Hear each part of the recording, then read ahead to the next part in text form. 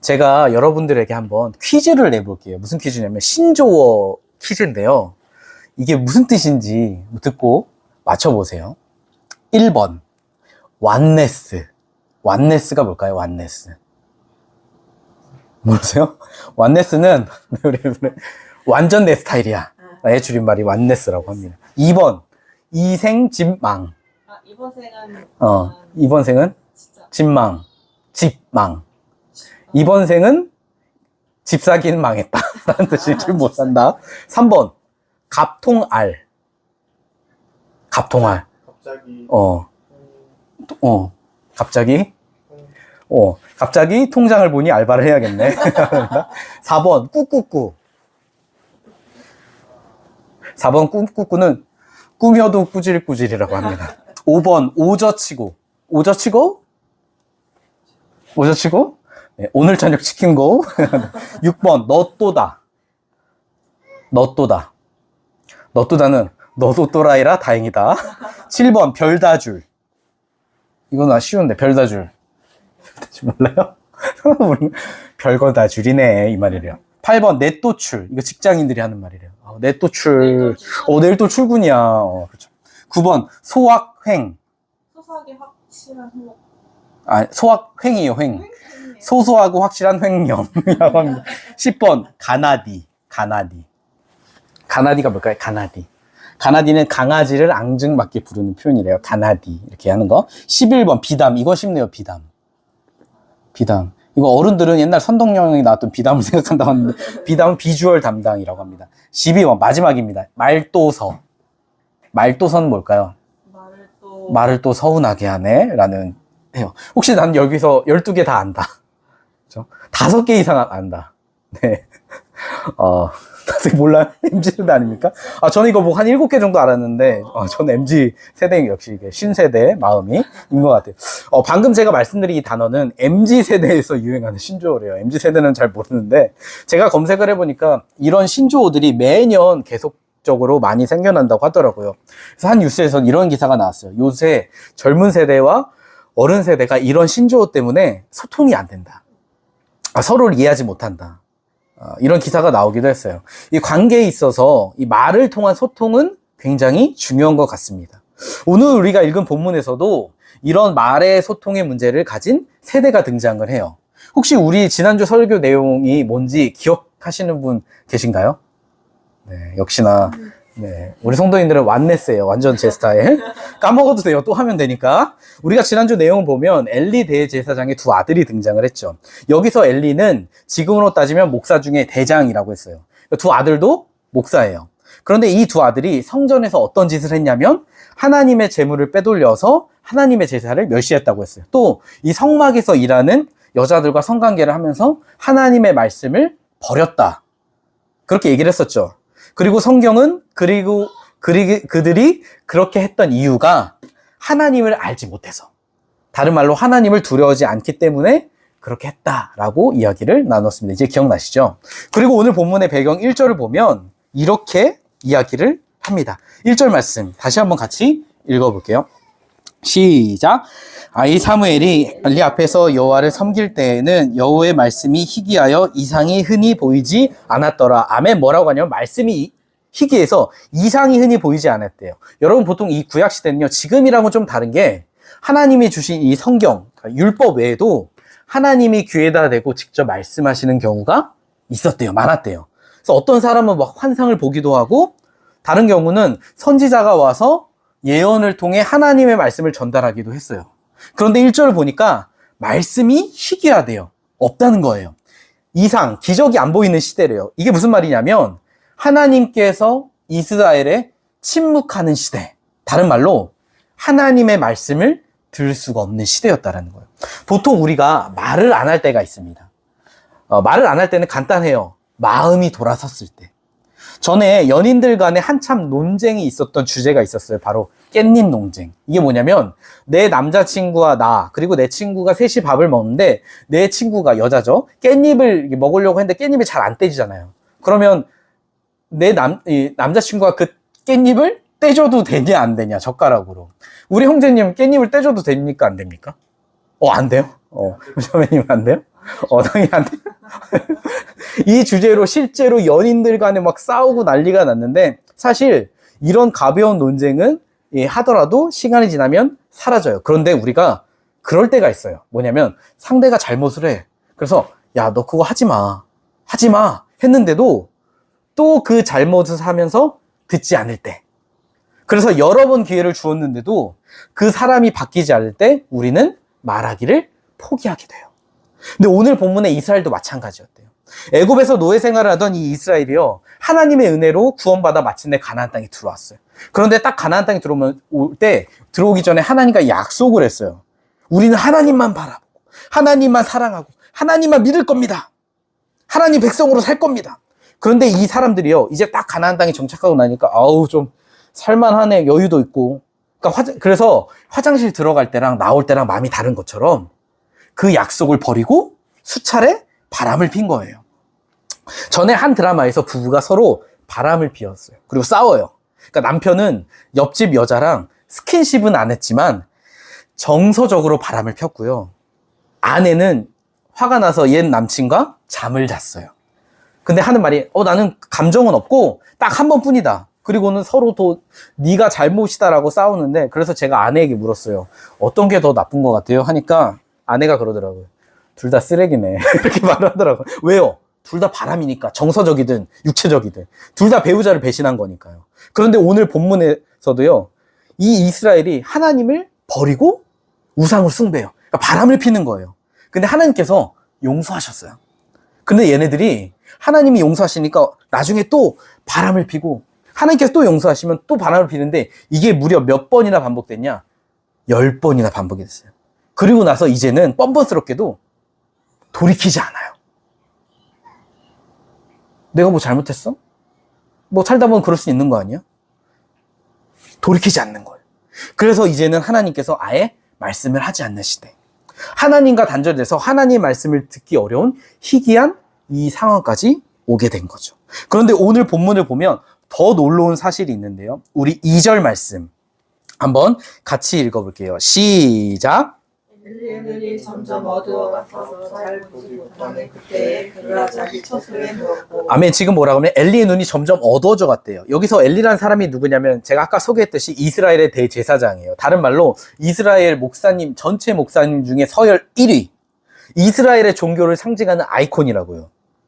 그런데 그 말씀을 보니까 이 목사님의 눈이 어두워져서 점점 잘 보지 못했대요. 보통 성경에서 눈이라고 하면요, 단순히 이 육체의 눈만을 의미하는 게 아니라 영적인 눈을 의미한대요. 그러니까 다시 말해, 지금 이스라엘 서열 1위의 목사님의 영적 상태가 매우 어둡고 안 좋다라는 거예요.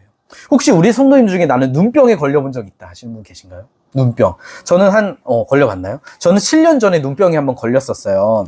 근데 의사쌤이 그러더라고요. 눈병은 눈이 몸살 감기를 걸린 거래요.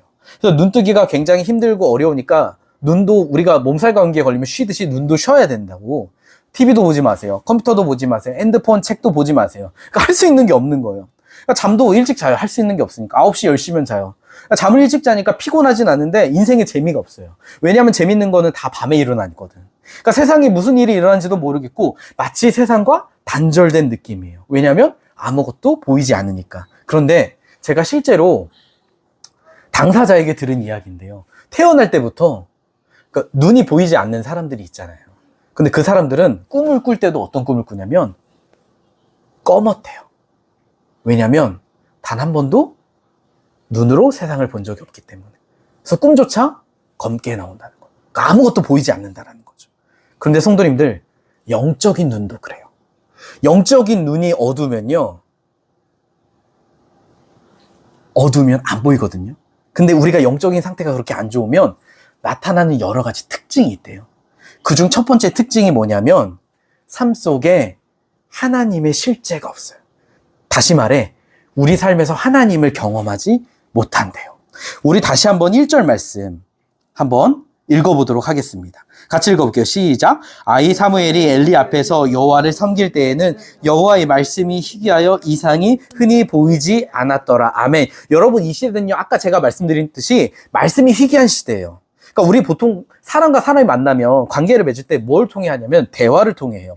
예를 들어 우리 형제가 소개팅을 해요. 해봤어요? 해봤죠. 해보면 뭘 해요? 만나서? 근데 밥 먹으면서 뭐해요? 밥만 먹어요?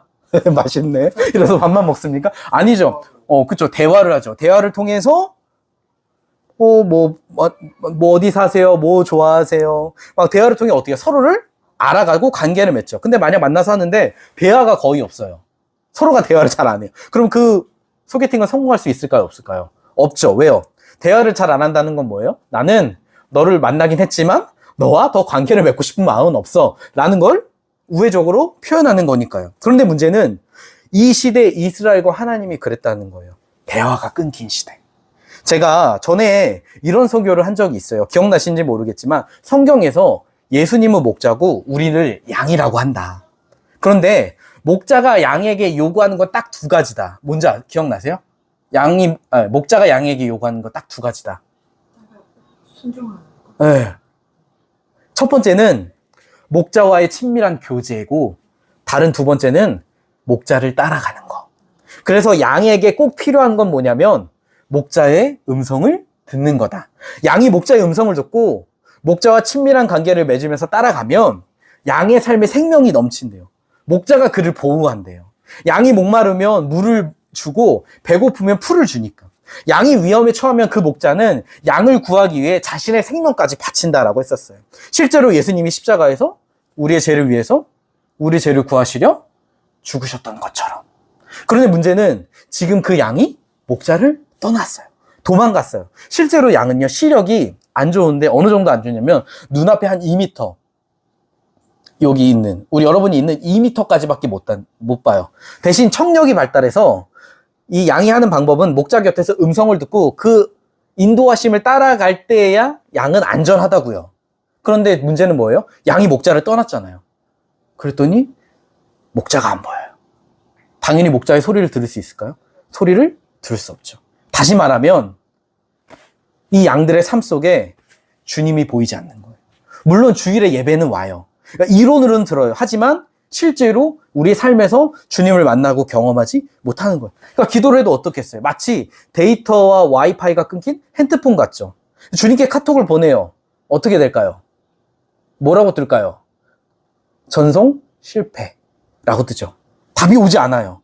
실제로 오늘날 많은 사람들이요, 기도를 해도 기도 응답을 별로 기대하지 않아요. 차라리 기도 응답 받는 것보다 살 10kg 빼는 게 더 쉽겠다라고 생각을 하죠. 그러니 그들의 삶 가운데 하나님의 인도하심, 보호하심, 하나님께서 채우시는 거, 생명, 누리는 거 불가능해요. 양이 목자를 신뢰하고 따르는 것처럼 믿음으로 사는 거 가능하지 않다라는 거예요. 제가 우리 성도님들께 질문을 해볼게요. 우리 성도님들은 진짜 하나님이 살아계시다고 믿으세요? 안 믿으세요? 안 믿는데 여기 계세요? 우리와 하나님이 함께 하신다고 믿으세요? 네. 그러면 다들 아멘해요. 왜냐면 우리 머리로는 잘 믿으니까. 근데요, 실제로 오늘날 교인들의 삶을 보면요, 어려운 순간에 주님만 믿는 사람은 드물어요. 다 어려운 순간에 닥치면 어떡하냐면 내 인간적인 방법이나 수단이나 내 생각을 의지해요. 오히려 누군가 하나님만 난 의지할 거 하잖아요. 비웃어요. 야, 그게 되냐? 성경이니까 그런 거지. 실제로 그렇게 해서 되겠냐? 제가 아까 앞에 7년 전에 눈병에 걸렸다고 했잖아요. 사실 아빠한테 옮은 거였거든요. 네. 근데 어느 날은 이제 제가 눈병에 걸리고 며칠 후에 어머니가 갑자기 눈이 아프시고 따가우시대요. 증상이 딱 눈병이에요. 엄마한테 얼마 갔구나. 근데 그날 저녁 어머니가 갑자기 기도를 하시는 거예요. 뭐라고 하시냐면, 하나님, 저 유년부 교사 지금 섬기고 있는데 제가 애들한테 어떤 일 있어도 주일 예배 자리 꼭 지켜라 가르치는데 제가 눈병 걸렸다고 안 가면 되겠습니까? 주님 낫게 하여 주시옵소서. 막 선포 기도를 하시는 거예요. 근데 엄마가 그 기도를 하시면서 왠지 하나님께서 자기 기도를 듣고 낫게 하실 것 같대요, 마음에. 근데 제가 딱 보고 그랬어요. 엄마, 아니 눈병이 뭐 그렇게 기도한다고 나아요? 그럼 나는 왜 안 낫는데? 저처럼 그냥 안과 병원에 가서 약을 먹고 약을 넣으세요. 시간 낭비하지 마시고. 지금 상황을 보면 그 당시 제가 전도사였거든요. 외향전을 가르쳤던 전도사 아들은 기도해도 안 돼 하고 유년부 교사 엄마는 기도로 나올 수 있다고 해요. 저희 엄마는 어떻게 되셨을까요? 다음날 눈병이 사라지셨어요. 진짜 깨끗하게. 그러면 이론으로만 믿었던 제가 믿음이에요? 실제로 그걸 믿어서 선포하고 믿었던 저희 엄마가 믿음의 고백을 한 거예요? 저희 엄마죠. 제가 그때 회개했어요. 하나님 죄송해요. 제가 나름 전도사라고 설교도 한다면서, 믿음 설교도 하면서 창피하네요. 제가 요새 이 몸도 힘들고 여러 문제 때문에 마음이 어려워서 기도도 안 하고 하나님 찾지도 않았어요. 그러니까 제 눈이 영적으로 어두우니까 믿음이 없었던 것 같아요. 제가 하나님한테 회개했어요. 근데 여러분, 이게 이 당시 엘리, 이 당시 이스라엘, 그리고 우리의 모습이지 않을까요? 우리가 영적으로 눈이 어두워지잖아요. 그러면요, 믿음? 가능하지 않아요. 근데 더 심각한 건 믿음이 뭔지도 가려진대요. 그래서 믿음으로 사는 게 불가능해진다라는 거예요. 사랑하는 성도님도, 오늘 본문에 엘리가 있던 시대는요, 영적으로 어두운 시대였어요. 그런데 이렇게 영적으로 어두우면 나타나는 두 번째 특징이 있대요. 그게 뭐냐면 바로 세상을 사랑하는 거예요. 우리가 지난주 엘리의 두 아들이 저지른 죄에 대해 나누었어요. 그럼 여기서 제가 퀴즈를 내볼게요. 아버지 엘리는 자기 아들들이 하는 죄를 알았을까요? 몰랐을까요? 알았을까? 몰랐을까? 사무엘상 그 앞에 2장 23절과 24절을 보면 엘리가 이렇게 얘기를 해요. 바로 앞에 있어요. 2장 23절, 24절. 같이 읽어볼게요. 시작. 그들에게 이르되 너희가 어찌하여 이런 일을 하느냐? 내가 너희 악행을 이 모든 백성에게서 듣노라. 내 아들들아, 그리하지 말라. 내게 들리는 소문이 좋지 아니하니라. 너희가 여호와의 백성으로 범죄하게 하는도다. 아멘. 뭐라고 하냐면 엘리가 아들들이 하는 그 죄의 짓거리를 다 알고 있었대요. 근데 문제는 말하는 뉘앙스를 봐요. 뭐라고 하냐면 얘들아, 하지마. 그거 하나님 앞에 죄야. 그러면 안 돼. 알겠지? 혹시 우리 성도님 중에 나는 도둑질을 해본 적 있다, 한 번도 없었어요? 의인이시네요, 다들. 저는 어릴 때 아빠 지갑에서 돈을 슬쩍, 그 당시에 10,000원을 해서 그걸로 오락실 가서 돈을 바꿔서 오락을 하고 놀다가 뒤지게 맞은 적이 한 번 있는데, 생각해 보세요. 만약 우리 엄마 예담 예찬이가 초등학생이 됐는데 물건을 훔치고 돈을 훔치다가 걸렸어요. 어떻게 하시겠어요? 혼내야죠. 그냥 어떻게 혼내요? 그게 어떻게 양아치냐? 막 이러면서 혼내요? 다부터 그러면 안 돼? 이러겠어요? 인터넷 기사를 보니까요, 어떤 사람은 자기 자식이 도둑질을 하다가 걸린 거예요. 어떻게 하냐면 경찰서에 잡고 데려갔대요. 왜요? 너 이번에 얘를 교육 안 시키면 다음에 얘 또 이 짓거리를 한다. 그래서 이게 범죄이고 잘못된 거구나라는 걸 깨닫게 해주려고 데려간 거예요. 그런데 하물며 오늘 본문의 엘리의 아들들은요, 하나님의 것을 훔쳤대요. 성경에 따르면요, 하나님의 것을 훔치면 어떻게 되냐면 하나님 앞에서 죽을 죄래요. 그러면 자식이잖아요. 아버지가 자식을 차마 죽이지는 못한다 하더라도 그럼 어떻게 해야 돼요? 제사장직을 박탈하고 징계를 내려서 다시는 그 짓거리를 못하게 만들어야죠. 근데 어떻게 하냐? 말로만 하지마 하고 묵인했다는 거예요. 그러자 하나님께서 하나님의 사람을 보내셔서 엘리에게 이렇게 말씀을 하셨어요. 29절 말씀 같이 읽어볼게요. 시작. 너희는 어찌하여 내가 내 처소에서 명령한 내 제물과 예물을 밟으며 내 아들들을 나보다 더 중히 여겨 내 백성 이스라엘이 드리는 가장 좋은 것으로 너희들을 살찌게 하느냐? 아멘. 뭐라고 하시냐면 하나님께서 이렇게 말씀하세요. 야, 내가 너희들을 특별히 나를 섬기는 제사장으로 선택하였는데 너는 나보다 너의 아들들을 더 소중히 여겼다. 다른 말로 하나님보다 더 그들을 사랑했다. 그래서 하나님을 두려워하지 않고 하나님을 하나님으로 여기지도 않고 그들이 하나님께 드리는 이 제물과 예배를 짓밟는데도 너는 모른 척했어. 그러니 너도 내 예배를 짓밟고 멸시한 거야. 너희는 니들 욕심을 채우려고 내 걸 빼앗아갔어 라고 얘기하세요. 그런데 거기서 끝이 아니에요. 그 아래 30절을 보면 다시 한 번 더 이 엘리에게 이렇게 이야기하세요. 같이 읽어볼게요. 시작. 그러므로 이스라엘의 하나님 나 여호와가 말하노라. 내가 전에 내 집과 내 조상의 집이 내 앞에서 영원히 행하리라 하였으나 이제 나 여호와가 말하노니 결단코 그렇게 하지 아니하리라. 나를 존중히 여기는 자는 내가 존중히 여기고 나를 멸시하는 자는 내가 경멸하리라. 아멘. 뭐라고 하시냐면 나를 존중히 여기는 자는 존중히 여기고 나를 멸시한 자는 내가 경멸히 여긴다. 근데 여기서 존중하다의 뜻이 뭐냐면요, 가장 소중히 여기다라는 뜻이에요. 가장 중요하게 여기다.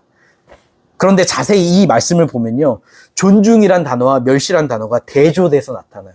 무슨 말이냐면 우리가 하나님을 우리 인생에서 가장 소중히 여기지 않으면 우리는 하나님을 멸시하는 삶을 살게 된다는 거예요. 아시다시피 지난주에 저희 둘째 예찬이가 죽음의 문턱까지 갔다 왔어요.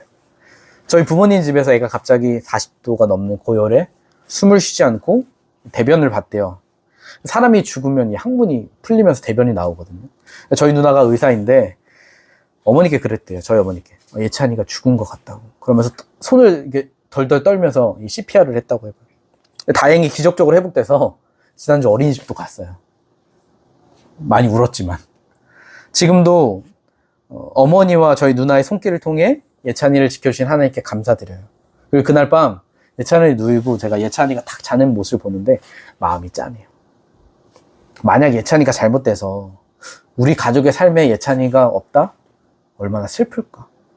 얼마나 마음이 아프고 허전할까? 그 생각이 딱 들더라고요. 근데 그때 하나님께서 저한테 다 그런 마음을 주시더라고요. 미석아, 너 그거 알아? 오늘날 내 백성이라고 말하는 교인들이, 교회 다니는 사람들이 자기 자녀는 그렇게 사랑한다. 삶에 없으면 막 슬퍼하고 마음을 찢는데 내가 자기들 삶에 없는 건 슬퍼하지 않아. 마음을 찢지 않아.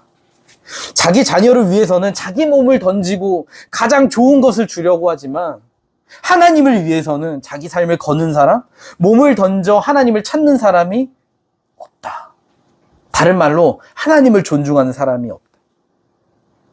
그래서 하나님의 마음이 슬프시대요. 사랑하는 성도님들, 그런데 비단 우리가 하나님보다 더 존중하는 게 자녀만 있을까요? 아니죠. 돈, 명예, 인맥, 좋은 학번, 좋은 집, 내 직업, 성공, 수없이 많죠. 근데 그거 아세요? 우리 마음에요. 하나님보다 세상의 다른 것을 가장 소중히 여기잖아요. 그러면 우리는 언젠가는 선택의 순간에 하나님보다 세상에 내가 더 소중히 여기는 것을 따라가게 되어 있어요. 그런데 그 세상의 길은 하나님의 길과 정반대가 되기 때문에요. 우리는 결국 하나님을 멸시하는 길을 선택하게 된대요. 누구처럼? 마치 자기 아들을 더 사랑했던 엘리처럼. 그렇게 가게 된다는 거예요.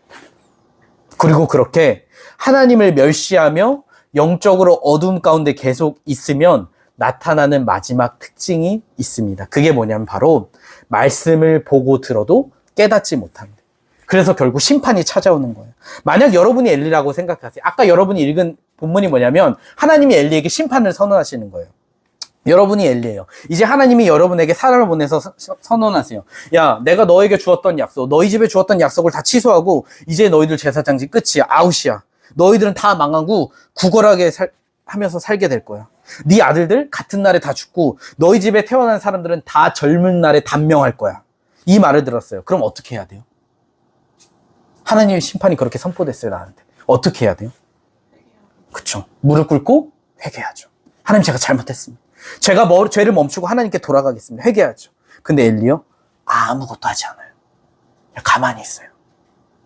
제가 어제 유튜브 영상을 하나 보는데 갑자기 영상 속에 한 부부인데 아내가 화가 났어요.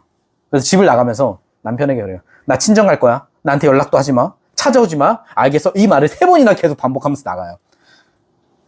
그럼 이 말의 뜻이 뭐예요? 진짜 연락하지 말라는 거예요? 아니요. 연락하라는 거죠. 나에게 용서를 빌어라 그러잖아요. 그런데 이 남편이요, 이 영상 속에서 아내가 나가자마자 갑자기 집에서 신나게 춤을 추면서 놀다가 다시 들어온 아내에게 걸리면서 영상이 끝나요. 여러분, 여자가 진짜 화가 나면요, 이런 말도 안 하고 그냥 집 나가요. 말도 안 해. 나 친정 간다라는 말도 안 해요. 우리 아내는 나는 절대 안 나갈 거야, 이 집. 이렇게 말하는데. 근데 여러분, 그거 아세요? 하나님도요, 마음을 진짜 돌리시면요, 말씀 안 하세요. 그리고 그냥 내버려둬요. 죄 짓고 살다 그렇게 죽어라. 그리고 하나님 앞에 심판받아라. 근데요, 하나님이 이렇게 심판의 메시지를 한다는 건요, 돌이킬 수 있는 기회를 주신다는 거예요. 근데 엘리의 눈이 뭐니까요, 말씀을 들어도 하나님 앞에서 자기가 안 보여요. 하나님의 기준이 안 보여요. 그러니 말씀을 들어도 자기 죄를 깨닫지 못하는 거예요. 예전 교회에서 저랑 가깝게 지내시는 분이 계셨어요. 항상 목사님 하면서 웃으시고 잘해주시고 저한테 선물도 주시는 분이 계셨어요. 근데 어느 날 다른 성도분이 저에게 그러시더라고요. 목사님 그거 아세요? 그분이 목사님 뒷담화하고 다녀요. 수근수근 저 목사는 저래, 저 목사는 근데 알고 보니까 제 이야기만 한 게 아니라 다른 사람 뒷담화도 많이 하고 다니시더라고요. 근데 놀라운 건 그분이 새벽 기도를 매일 나오세요. 수요 예배, 주일 예배 빠지질 않아요. 그러니 얼마나 말씀을 많이 들었겠어요. 기도하고. 근데 그분이요, 뒷담화하면 안 된다. 입으로 죄 지으면 안 된다. 하나님 너 앞에 계신다. 설교 안 들어봤을까요? 수없이 들었죠. 성경에서 안 읽어봤을까요? 많이 읽었죠. 그런데 문제는요, 그렇게 듣고 읽어도 내가 하나님 앞에서 내가 지금 다른 하나님의 자녀를 말이라는 칼로 찌르고 상처 주고 있고, 그래서 하나님 마음을 아프게 하고 있구나. 이게 안 보이는 거예요. 깨닫지 못하는 거예요, 들어도. 왜냐하면 영적으로 눈과 귀가 어두우니까. 하나님 말씀의 기준이 자기에게 비춰지지 않으니까 자기가 그걸 하면서도 몰라요. 그런데 더 큰 문제가 뭔지 아세요? 오늘날 이런 사람들이 교회 리더를 해요. 지도자를 해요. 대표적으로 예수님 시대 바리새인들, 종교 지도자들. 이 사람들은 평소에 뭐라고 했냐면, 야, 우리는 너네 같은 어두움 가운데 있는 자들을 위한 빛 같은 존재다.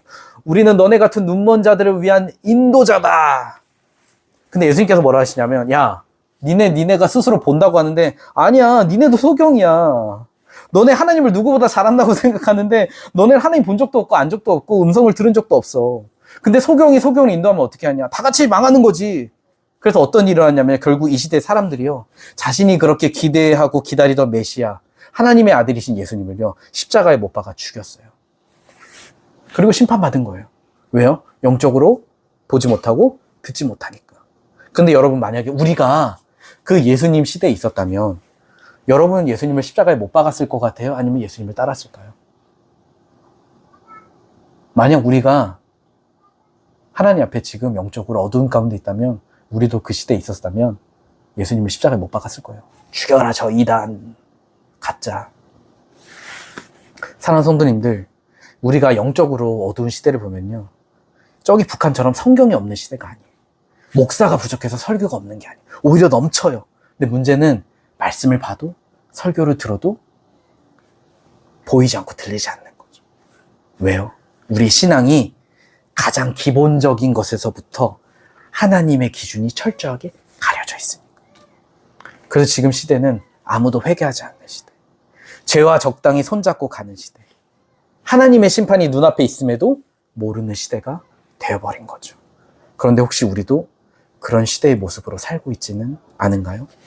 그런데 오늘 본문에서도요, 이런 어두운 시절에 하나님의 음성, 하나님의 말을 알아듣는 어린 소년이 하나 있었대요. 우리 같이 3장 3절 말씀 한번 읽어볼게요. 시작. 하나님의 등불은 아직 꺼지지 아니하였으며 하나님의 궤에 있는 여호와의 전 안에 누웠더니 아멘. 뭐라고 하냐면 하나님의 등불이 꺼지지 않았대요. 여기서 등불은 성전의 어둠을 밝히는 이 불인데, 이게 꺼지지 않았다는 건 아직 이 시기가 이른 새벽이라는 거예요. 그런데 이 새벽이라는 의미는 단순히 시간을 의미하는 뿐만 아니라 지금 이스라엘의 상태가, 영적 상태가 어두운 새벽이다. 그런데 아직 하나님의 불이 꺼지지 않았다는 것은 아직 그렇게 어둡지만 소망이 아직 사라지지 않았다는 걸 얘기하는 거예요. 그러면서 누가 나오냐? 사무엘이 나와요. 그런데 이 말씀을 보면 사무엘이 어디에서 잠을 자고 있었냐면 하나님의 궤가 있는 여호와의 전 안에 누워 있었대요. 그런데 이상한 건요, 이 궤가 있는 이 성전 안은요, 잠을 자는 공간이 아니에요. 그래서 이 말은 지금 사무엘이 자고 있는 장소를 이야기하는 게 아니라 그의 영적인 주소. 다른 말로 온 이스라엘이 하나님을 멸시하고 리더도 눈이 어두워서 하나님의 음성을 듣지 못하고 있는데, 이 사무엘은 하나님의 은혜 안에 머물러 있었다. 하나님과 함께 있었다. 그 이야기를 비유적으로 표현하고 있는 거라고요. 그리고 나서는 4절에 이렇게 이야기하세요. 4절 말씀 같이 읽어볼게요. 시작. 여호와께서 사무엘을 부르시는지라 그가 대답하되 내가 여기 있나이다 하고 아멘. 여러분, 지금 이 시대는요, 아무도 하나님의 음성을 듣지 못하는 시대예요. 아무도 하나님 마음에 관심이 없어요. 하나님을 두려워하지 않아요. 그런데 그때 하나님께서 한 사람을 부르세요. 근데 그게 누구냐? 어린 소년이래요. 사랑하는 성도님들, 우리가 하나님의 음성을 듣고 하나님을 만나는 데는요, 나이가 중요하지 않아요. 예전에 제가 군산에서 사역할 때 다른 교회 청소년 사역하시는 목사님이 저에게 와서 이런 질문을 했어요. 목사님, 지금 목사님이 하시는 청소년분은 중1부터 고3까지 있는데 나이 차이가 크니까 좀 설교하는 게 어렵지 않으세요? 그래서 제가 그랬어요. 아니요, 사실 나이는 큰 문제가 아닙니다. 나이보다는요, 영적인 수준 차이가 나서 그게 힘듭니다. 고3이어도요, 중1보다 영적인 수준이 낮은 학생이 있고요, 중1이어도 고3 학생보다 훨씬 영적으로 민감한 아이가 있습니다. 그게 문제가 아니에요. 그런데 사무엘도 그랬대요. 나이가 어려도요, 그의 영적인 상태나 마음이 하나님께 가여 있는 아이. 그런데 그 아이에게 어떤 일이 또 일어나냐면 10절 말씀에 이렇게 이야기를 합니다. 마지막으로 같이 읽어볼게요. 시작. 여호와께서 임하여 서서 전과 같이 사무엘아 사무엘아 부르시는지라 사무엘이 이르되 말씀하옵소서 주의 종이 듣겠나이다 하니 아멘. 이게 무슨 상황이냐면 하나님께서 사무엘을 부르셨는데 이 사무엘도 하나님의 음성을 들어본 적이 없어요. 처음 듣다 보니까 엘리가 자기 그 제사장 엘리가 부른 줄 알고 막 가요. 근데 이게 3번 정도 반복하니까 엘리가 안 거예요. 아, 하나님이 부르셨구나. 그래서 사무엘에게 알려줬어요. 야, 널 부른 건 하나님이시다. 그래서 사무엘이 이렇게 대답하는 거예요. 주님, 말씀하세요. 주님의 종이 듣겠습니다. 제가 한 번은 청년 시절에 어떤 문제를 가지고 요걸 해야 되나 말아야 되나 고민을 막 하고 기도를 하는데 어떤 목사님이 저에게 그러시더라고요. 형제님, 하나님 입장에서는 형제님이 A를 하든 B를 하든 그게 가장 중요하지 않습니다. 하나님께서 지금 형제님에게 묻고 싶은 건 네가 A라고 B를 하는 그게 아니라 내가 너에게 정답을 알려주면 너 알겠습니다. 주님의 말씀을 따르고 순종하겠습니다. 라고 할 수 있는 준비가 되어 있냐? 그걸 물어보신다. 오늘날 많은 교인들이 기도할 때요. 어떻게 기도하는지 아세요? 자기 욕심에 따라 이미 답을 정해놓고 있어요. 그리고 하나님께서 그 정답을 결제해 주시기를 기도해요. 하나님 언제까지는 이거 해주셔야 돼요? 근데 신앙은요, 기도는요, 내 뜻을 이루는 게 아니라 하나님의 뜻을, 그러니까 나의 뜻으로 맞추는 거거든요. 그러니까 내 뜻을 이뤄주세요가 아니라 하나님의 뜻이 나의 삶의 가운데 이루어지게 해주세요. 이거인데 오늘날 많은 사람들은요, 하나님의 뜻에 관심이 없어요. 하나님 마음에 관심이 없어요. 그러니 하나님의 음성을, 기도의 응답을 경험하지 못하는 거죠. 그런데 오늘 본문을 보면요, 사무엘이 하나님께 대답해요. 주님, 말씀하세요. 주님의 종이 듣겠습니다. 이 의미가 무슨 의미인지 아세요, 혹시 여러분들? 맞아요. 하나님 말씀하시면 제가 하나님 그 말씀 앞에 엎드려 두려워하며 순종하겠습니다. 따르겠습니다. 주님 말씀해 주세요. 그러니까 다시 말해, 내 뜻, 내 생각이 중요한 게 아니라 주님의 뜻이 중요합니다. 주님 내 눈을 열어 주님의 마음과 길을 알게 해주세요. 근데 여러분 놀라운 건요, 이 대답을 알려준 사람이 누군지 아세요? 이렇게 대답하라고? 엘리예요. 엘리가 알려줬어요. 근데 그걸 가르쳐준 엘리는 하나님께 버림받아요. 여러분 참 비참한 건요, 엘리가 제사장이잖아요. 저 같은 목사예요. 그런데 그러면 본인이 하나님 음성을 듣고 깨달아야 되는데 못 들어요. 오히려 하나님이 엘리에게는 찾아오지 않으시고 어린 사무엘에게 찾아오세요. 무슨 말이냐면 이제 이 시대의 영적인 주도권이 엘리에게서 사무엘에게로 넘어가요. 그래서 사무엘을 통해 하나님의 말씀이 회복되는 새 시대가 시작되고 있는 거예요. 사랑하는 성도님, 요즘에 아파트를 많이 신축하죠. 저희도 이사를 가요. 만약에 새 아파트를 세우려고 하는데 그 아파트 자리에 낡고 고장난 아파트가 있어요. 그럼 어떻게 해야 돼요? 새 아파트를 거기에 세우려면? 그쵸. 그 아파트를 철거하고 쓰레기들을 치워야 새롭게 세울 수 있죠. 근데 여러분, 영적인 것도 마찬가지래요. 우리 안에서 새로운 회복과 새로 세워지기 원한다면 어떻게 해야 되냐면 우리 안에 있는 영적인 쓰레기들을 치워야 한대요. 주님의 말씀 앞에. 그게 뭐냐? 바로 회개예요, 회개. 회개는요, 다른 말로 원래 있던 올바른 자리로 돌아오는 거래요. 그런데 우리가 그렇게 돌아오기 위해서는 하나님의 말씀 앞에서 정직하게 그 말씀에 동의하고 엎드려야 된대요. 다른 말로 사무엘의 그 대답처럼, 주님, 제가 주의 말씀을 듣기 원합니다. 십자가 그 복음 앞에 제 모습을 보기 원합니다. 그 말씀 속에 있는 하나님의 길을 깨닫기 원합니다. 주님, 제 눈을 열어주세요. 제가 주님 말씀 앞에 엎드리게 해주세요.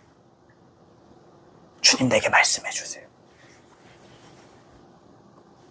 그렇게 하나님 앞에 나아갈 때야 우리가 하나님 앞에서 우리 자신을 볼 수 있대요. 회개는요, 하나님의 말씀 앞에 내 자신을 보는 것에서 시작해요. 그게 없으면 회개는 시작이 될 수 없대요. 저는 사랑하는 성도님들 삶 가운데 이 사무엘을 통해 이루어졌던 하나님의 회복의 역사가 이루어지기를 간절히 소망합니다. 어두웠던 이른 새벽에 성전에 있는 하나님의 불이 꺼지지 않은 것처럼 여전히 이 시대에도 소망이 없는 것처럼 보여요. 하나님이 계시지 않는 것처럼 보이는 이 시대 가운데서도 그 하나님의 말씀을 통해 우리를 회복시킬 그 하나님의 은혜를 간절히 소망해요. 저는 이번 한 주간 여러분의 삶 가운데서 때로 주님이 보이지 않고 주의 음성이 들리지 않다 할지라도 우리가 주님의 말씀 앞에 하나님 내게 말씀하여 주시옵소서. 내가 그 예수님의 십자가 복음 앞에 서기를 원합니다. 두려움으로 하나님 말씀에 엎드리기 원합니다. 그 고백을 하며 그 하나님의 음성을 들으며 그 주님께 돌아가는 함께 걷는 교회 성도님들 되시길 예수님의 이름으로 간절히 축복합니다. 아멘. 말씀을 준비하며